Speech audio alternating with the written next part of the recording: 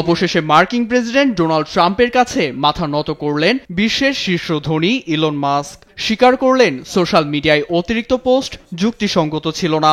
এতে দুঃখ প্রকাশ করে নিজের আচরণকে অতিরিক্ত পদক্ষেপ উল্লেখ করে প্রকাশ্যে চাইলেন ক্ষমা।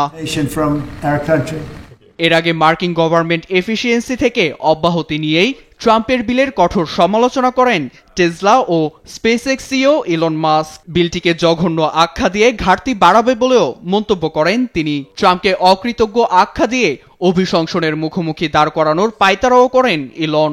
ইঙ্গিত দেন আমেরিকান পার্টি নামে নতুন রাজনৈতিক দল গঠনের।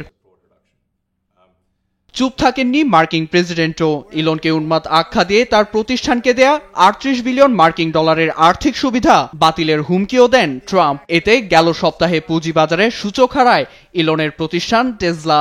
শেষমেশ দুজনের বিবাদ মেটাতে সামনে আসেন ধনকুবের ইলন মাস্কের বাবা এরল মাস্ক। টেক বিলিয়নিয়ার হিসেবে খ্যাতি থাকলেও ইলন মাস্ক রাজনৈতিক মারপ্যাচ সমাধানে পটু নন বলেই মত তার।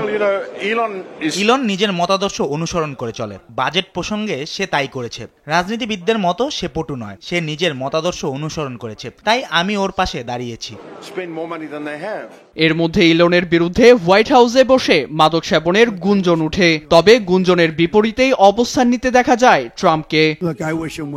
আমার মনে হয় না ইলন তেমন কিছু করেছে। একসময় আমাদের মধ্যে ভালো সম্পর্ক ছিল, আমি তার ভালো চাই।